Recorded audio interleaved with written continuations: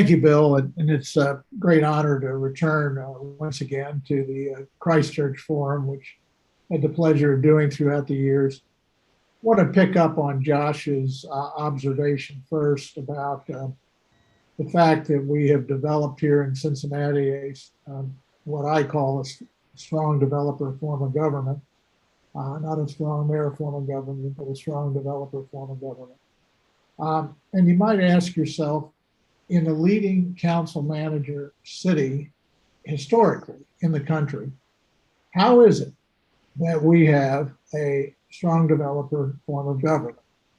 And the answer to that is we have systemically marginalized both the council and the manager over the years. And we still, supposedly, according to the ICMA, which I've been made an honorary lifetime member. So I obviously believe in their work across the country. We are supposedly still a council manager form of government. I didn't know the website piece until today.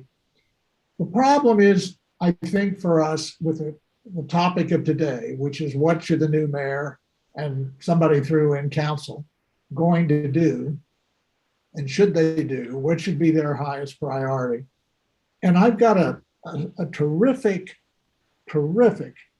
strategic plan. I believe that phrase was used earlier.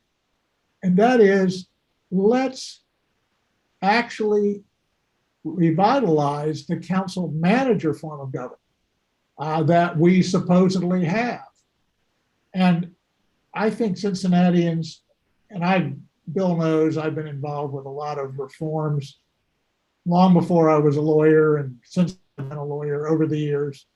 But people here are way too nice about the fact that we don't even have a trained city manager. This was the #1 city manager job for decades in the United States. I know that, Bill knows that from our travels with the National Civic League.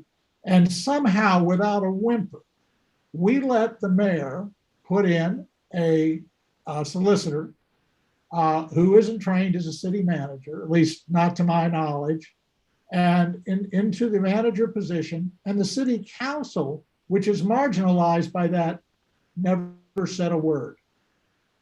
So #1, the first priority needs to be return to the form of government that we have, and not this overreaching, quote, stronger mayor form of government that apparently is on the city website.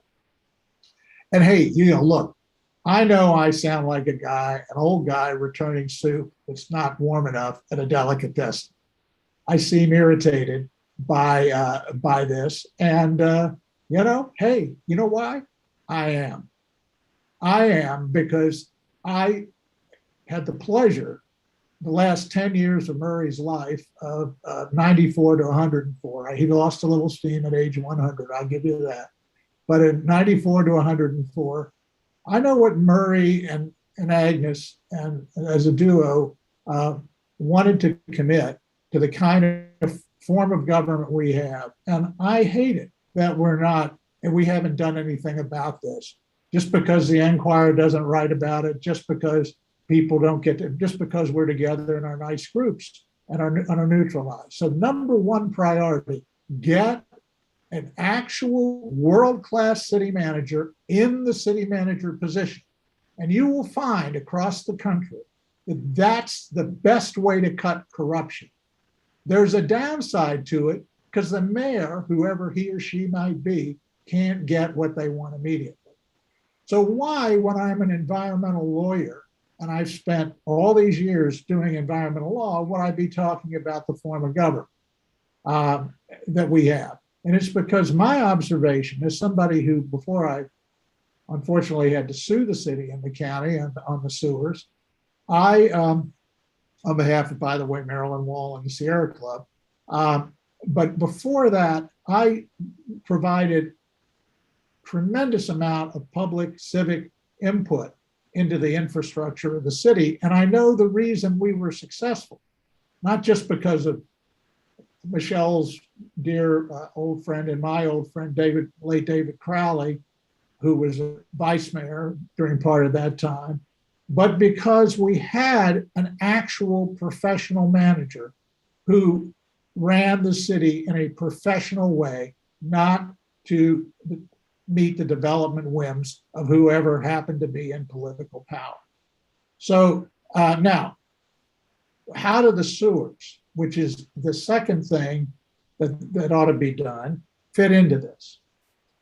The sewers are a trough of money.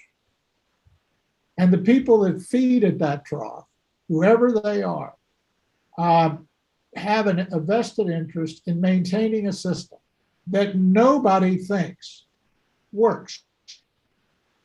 And the entire progress on fixing the sewers, which Maryland prevailed upon Albert Slapp and I, and of course, Joele Newman worked on this extensively for decades. The thing that was supposed to be done has now degenerated into fights between the city and the county, who have essentially neutralized progress on fixing the sewers. But the one thing they can get the city, the county, and the MSD together on is stopping people who've been hurt by this system from getting repairs and getting their lives back in order. And the recent 2019 Northside incident, of which I am, Justin and I and our firm as lawyers for it, and Robin, the Northside people, for quite a while now. And two of those claims, those people still live in property that's essentially internally destroyed. How is that possible? Again, the city runs that operation. The MSD director is an employee of the city, and yet there does not adequate accountability, because what we need is a strong city manager that takes charge of this as long as the city is running it. And I'm not, Sierra Club in Maryland are not taking a stance on who ought to be running it. So I will tell you, I hope those aren't overcharged comments, but who knows how long any of us have left, so I didn't want to mince words. I'll let it go at that, and maybe there'll be an active discussion on some of